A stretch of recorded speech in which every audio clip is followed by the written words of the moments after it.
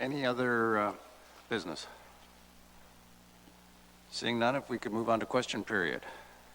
Marty?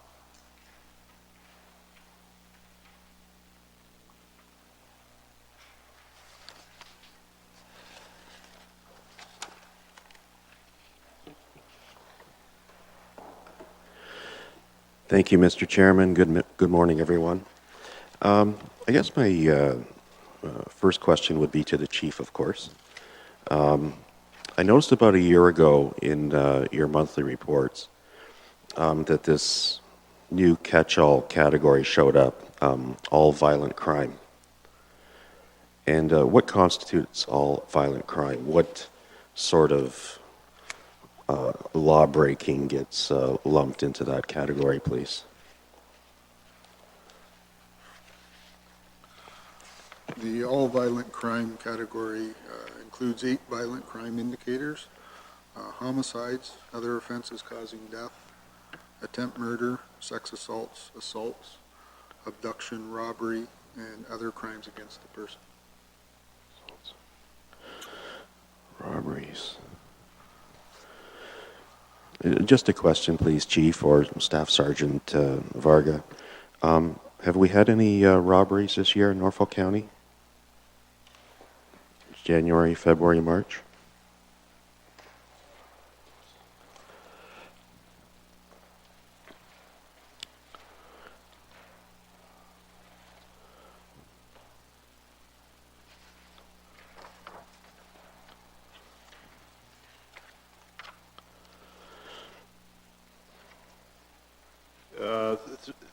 Through you, Mr. Chair, no, we did not have any robberies based on the report. We had one in 2016 and none in 2017. Okay, great. And again, those violent indicators are homicide, attempted murder, any sort of negligent criminal activity that causes death, sex assaults, robberies, and am I missing something there, fellows?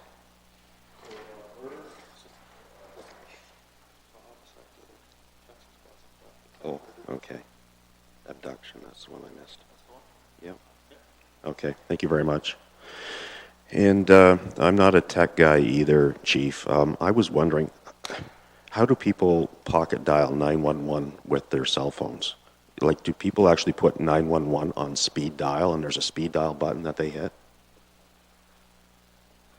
I mean, it's only three digits, and you know. There's obviously various different types of phones, but my phone here, as it is, if it's locked, it'll still emergency dial, which goes directly to 911 if you hit a certain button. Oh. And a lot of the phones are pre-programmed that way.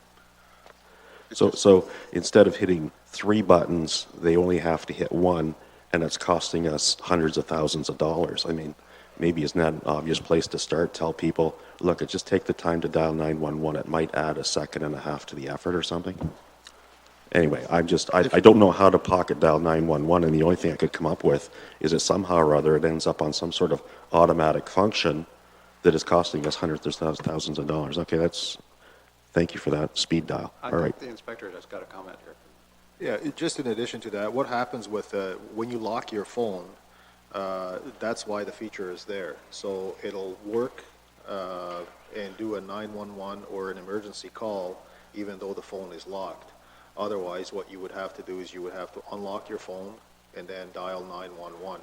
Okay. Whereas in this particular case, if your phone is locked, which it should be, and then all you do is just hit that emergency and it'll automatically dial the 911. And that's the benefit of that feature, to have it on the phone. So it's an automatic dial to 911, so you don't have to unlock the phone and dial the 911. I didn't even know that you could lock a cell phone. I mean, I don't even know how to do that. So I better ask around. I'm getting an education here. Thank you. That's a good thing for us. Right.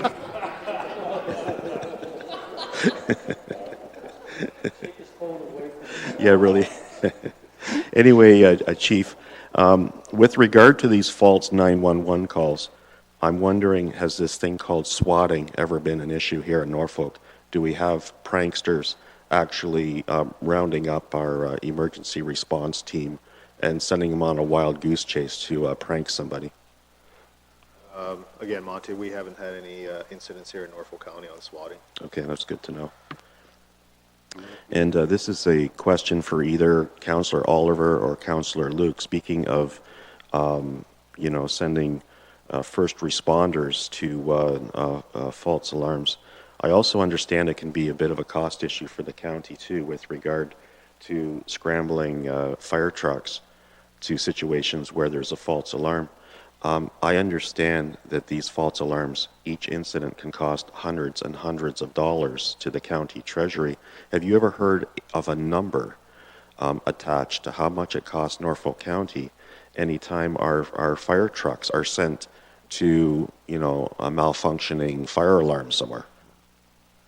Go ahead, I George. I have not, but I can certainly ask and provide that number for you. I'm sure they have that. Yeah. So I would be delighted to follow up on that and get that for you, Monty. Okay. That's a good question, but I do not know. Yeah, it's something I'm thinking I would put in that article too as well, is that this is a real hole in the bucket as far as public money is concerned, are these false alarms. And you think about the cost of scrambling a couple police officers when you're doing 10 firefighters and 3 trucks and sending them halfway across the county for nothing. It's going to be very expensive. Yeah, thank you, Mr. Mayor.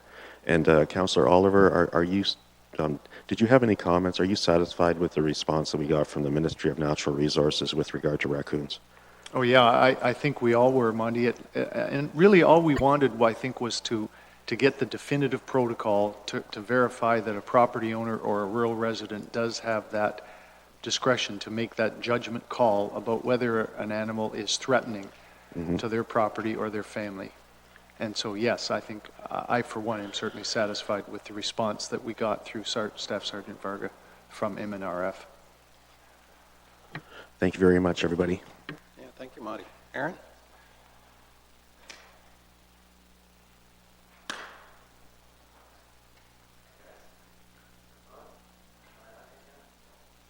I am now. Yes, and I am the radio guy.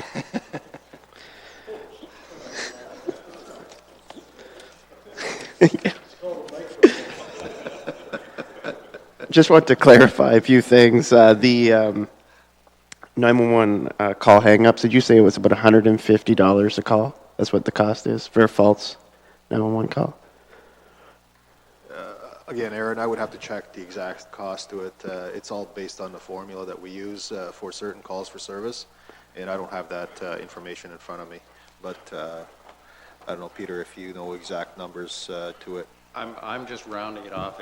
I believe it's an operational level 2 call, operational level 1 call, but I would have to pull it to know exactly what the figure is too. Okay. We're not too far off at 150. Just as a different question that wasn't really discussed this morning, but something I'm kind of working on. I didn't realize that Norfolk County had a methadone clinic for over 25 years. And does anybody know where that methadone clinic was? It was right in downtown Simcoe at Rolston's Pharmacy. And I kind of feel that perception is everything. And the reason why no one was complaining about it for 25 years was out of mind, out of sight. I look back at the crime stats, and I'm not really seeing that crime has increased when we get these methadone clinics in downtown. I've kind of spoke with Constable Sanchuk about this, asking, if he's seeing these crimes increasing, and we can't really find any. That's what I'm seeing. I went down to the methadone clinic, and it was to my surprise that a lot of their clients are senior citizens who are on morphine, things like that, lawyers, even police officers from outside of the region, people of all walks of life who might just get on. And I'm not seeing like what I assume would be heroin addicts, cocaine addicts. They're there. But I guess in my question to you is, are the methadone clinics, since they've been here since 2013, are they one of the driving factors for crime in Simcoe? I don't know if, I'm just trying to see if I can wiggle this down. Like, are you guys getting lots of calls, like, that these people are causing lots of crime? Because I'm not seeing the crime going up, and I'm not seeing the crime going down.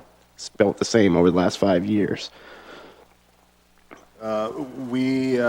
anticipated that question to come up, and I did have our analyst do some analysis on it, and I can tell you that there's no relationship that we can identify between the two methadone clinics in downtown Simcoe related to an increase or associated to any types of crimes. There's very, very small numbers, certainly non-significant or negligible numbers that are associated, not enough to say that they're the causation. Thank you. And I just want to ask you as well on that, just for people's sake, there is officers downtown all the time monitoring things, and even in plain clothes. They could take that for insurance, right? For people like wondering, you know, where's the OPP? They are there in downtown. I see them all the time. Absolutely. Thank you. This is also another question in terms of trying to save money. I want to say this, by the way, the 911 calls. Yeah, I noticed what the OPP does great is they'll do like a distracted driving blitz, and they send it to all the media on a certain day. Instead of spending money, you guys could just do like that, a 911 blitz to the media, and we could all air it on the same day. You know what I mean? That would save a lot of money, just looking for cost savings. But speaking of cost savings, if we look at, I get this call all the time, and I can't get our bylaw officer to call me back or email me back on these things. Parking tickets. Is it the OPP's job to issue parking tickets? And the reason why I'm asking that question, let's assume that it's $150 per service call if I call and complain that someone's parked out in front of my place. Compared to a bylaw county officer, I don't know what that would be, $50. I'm just rounding off numbers here. So I guess my question is the OPP's job to issue out parking tickets? Because, you know, I always see you guys do a number of things, and I just didn't know if that was part of your guys' mandate. It is. We are mandated under the contract with Norfolk County to enforce bylaws, Aaron. And however, that is not our primary responsibility. It is the Norfolk County bylaw who should be responsible for that. Now, the issue with that is it's always easier to call the OPP because it's a number that you can call 24/7. And people just, you know, I have a vehicle parked in front of my driveway and I want it moved, so I'm going to call the OPP because that's the number that I know, and I know that the officer is going to show up at my door within a relatively short period of time to deal with the matter. Ideally, what should happen is during business hours of the bylaw, they're the ones that should be the primary contact for those issues. Okay. And they should be the the first responders to those types of calls. And then, obviously, after hours, it is our responsibility. But like you pointed out, most of the time, it's the OPP who get those bylaw calls. Yes. And this is kind of, I just don't know what we could do with this, but I took some research, and I know Monty would be really appreciative of this, but Constable Ed Sanchuk, we hear about him all the time and how well of a job he does. And when I say he goes above and beyond to serve the community, it's the numbers don't lie. We have an OPP news portal that the media can go on, and you could select your detachment, and you can get your police releases from there. Just to show you, Norfolk County, from March of last year to March of this year, put out 1,224 media releases. The second highest detachment was Haldeman, who Mr. Sanchuk also covers for, and they put out 643. The average is 200, 143, 114, 207. I've covered the RCMP, the Belleville Police, and the OPP. And I will say, it is a headache sometimes dealing with other detachments with the OPP. They are the worst, as far as I'm concerned, is getting back to you. And it's kind of hard on the community because, you know, when you're calling in and they put out a break and enter that happened 3 weeks ago, well, you're not really helping the cause. The guy's probably sold all the stuff. But I was just thinking, this guy really takes care of the community. He answers us on everything, and we respect him. We know that there's a lot of things he can't say, and we take that into consideration. But I was just wondering, for a guy who has really went above and beyond his job. If there's any way that we can make an award from the police service board for him, because I can tell you right now, being a media person, the amount of comments we get from the community saying, wow, the Norfolk OPP is a really busy police force. They're doing an amazing job in their community. When I came here 5 years ago, that wasn't the case. And I really think that he's helped the OPP big time. And I just didn't know if there was any way that we could put an award together for him. He hands out awards to the community all the time. Just wondering if we can kind of recognize him for his hard work and dedication. I don't know if that's something you guys want to do, but Well, Crime Stoppers has awards for exactly the type of thing that you are suggesting, amazing, okay? and a number of them, and I think he's actually won them in some particular years. Okay. But yeah, we certainly recognize the relationship that Ed has with the press and the community, and it's a relationship business, and we're really glad that he has this interactive relationship, that he's got high profile and can communicate with people well, because it's very effective, and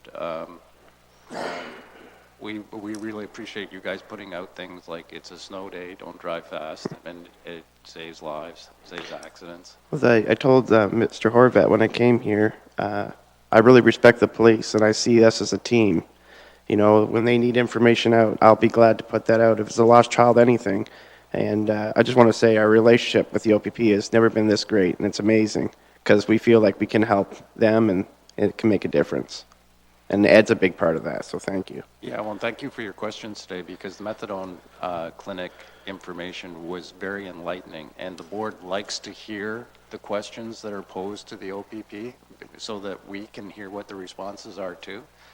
So it was an excellent question and well put together, and obviously they were ready for it. We should have asked it, and but you did, and glad to hear the response. So Thank you.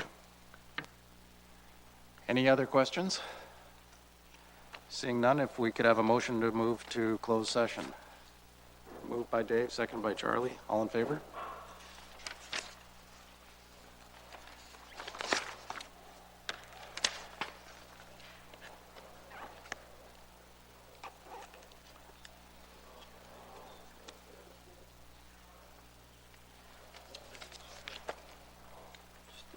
This morning before 8 o'clock and referred them to that same judge.